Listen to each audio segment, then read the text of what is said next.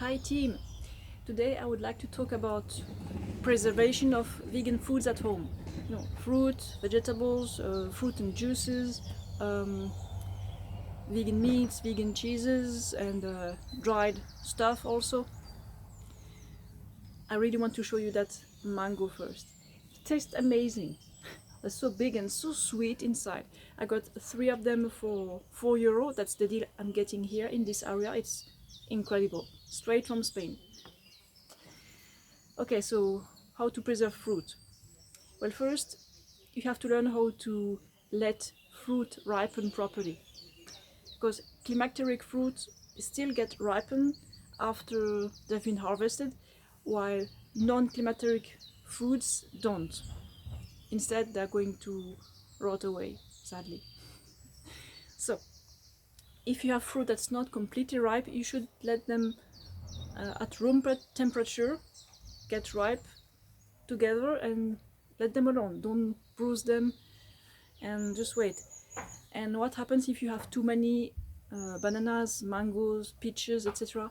that are getting ripe and you don't have enough space in your stomach to eat them all at the moment? So put some part of this ripe fruit in the fridge and you can eat them later, or you can even put them in the freezer and then you can make a smoothie whenever you feel like it. That's a great solution. Well, you should not put unripe fruit in the fridge. That's so pointless. They're not going to taste good. Okay, and what about dried fruit? Well, it depends. Dried dates or dried figs or dried apricots, etc. If they are still chewy and have a lot of moisture in them, okay, they taste really good, but they're not going to preserve as well as if they were drier. Let's say you have very dry dates. Well, I'm sure they're going to be fine at ambient temperature in normal conditions, but if you want to keep them for a long time, it's always best to put them in the fridge. So put the non too dry fruits in the fridge, it's best. If you have space in the fridge, then why not? Well, recently I've lost a whole pack of sukari dates because I forgot about them. I opened the container, ate some of them, and then forgot about them on the shelf, and then when I came back after a few days, they were starting to rot. So sad. So I should have put them in the fridge. It happens, huh? Okay, after fruit we can talk about vegetables. Vegetables. Well, I spent about 2 years of my life accumulated without a fridge, and I was fine. It's no big deal. And how do I buy and preserve vegetables? Well, it's simple. I only buy the vegetables for the next 1 or 2 days max, and this way vegetables still have their vitamins, they don't wilter away, and that's the best. Fresh vegetables. Of course, they preserve better in the fridge in general, but it's best just to buy them when you need them. And there are different kinds of vegetables. Some of them are actually fruit. Tomatoes are a fruit, and if you buy them unripe, it's best to let them be at room temperature so that they can ripen. And when they become a dark red or deep red, let's say, then they can be eaten and it's super tasty. But you should not put unripe tomatoes in the fridge. That's such a pity. They're not going to taste good. And what about lettuce? Well, a head of lettuce is best. It's best when you clean it. You detach all the leaves, you wash it, and then you can get some water away on a strainer, or I forgot the name. Then you can preserve your lettuce leaves in a closed bag or a closed container in the fridge for a few days max. I prefer not to keep them for too long, because I don't want to have them start rotting away. And then dried ingredients like rice, lentils, pasta, this kind of thing. Well, they can preserve at room temperature for very long. If you let them preserve in a cool room that has low humidity, and it preserves the best. And what about high temperatures?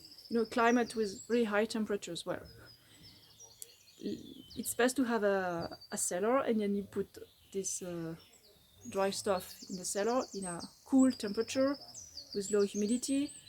And what happens if you have mealworms or some insects growing in these grains or the dried stuff?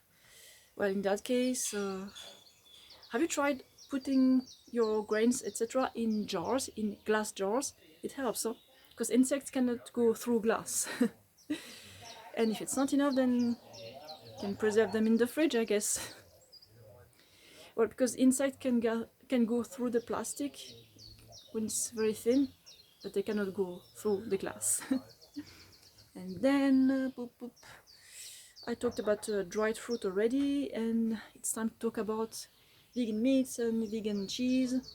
Well, of course, they preserve the best in a fridge, but I find that in general, they're preserved for much longer than their animal counterparts. Like vegan cheese preserves so much better than animal cheese, even without a fridge. Or let's say tofu, smoked tofu that I prefer, preserves so much better than meat from animals, because animal protein rots so much faster than plant protein. That's just the way it is. So when I didn't have a fridge in Lyon, for example, and I was buying some vegan cheese, some tofu, well, not a problem. I put these ingredients in a place that's in the shade, that's not too warm, and I had no issue. Well, of course, my gut is super strong and healthy because of the way I eat, so if there was any issue with the food, then I would not feel a thing. So far, at least. And of course, it's best to use a fridge for these kind of things. When you buy them from a fridge in the supermarket, of course, you keep them in a fridge. And the problem when I was eating vegan cheese too often, back in these days, was in 2015, I got some candida down there, and it went away just by having a very low-fat diet. No issues. And last category, fruits and juices. Well, of course, when you buy them from the store, if it's in the fridge section, then you leave it in your fridge and you observe the expiry dates that's written, and same for those that are at ambient temperature. They should preserve until the expiry dates and maybe even longer. And what about homemade fruit and juices? Well, I would not keep them for more than a day. What's the point in making them for that long? I think they could preserve longer, but if you really want the benefits of homemade fruit and juices, then yeah, one day. Keeping them in a glass bottle that's well closed in the fridge, and there shouldn't be any issue. So the main thing with preserving food is knowing how to deal with your fruit, what is ripe, what is unripe, how it gets ripe, in which conditions, and then how to manage your pantry, having the right amount, and when you have too much of it, then you put them in the fridge, or you even share them, or you freeze them. It's not too hard. Okay, I hope you liked this video. I hope you learned a few things. I'm going to put a link towards a list of climacteric and non-climacteric fruits in the description, and that's it. I'll see you soon.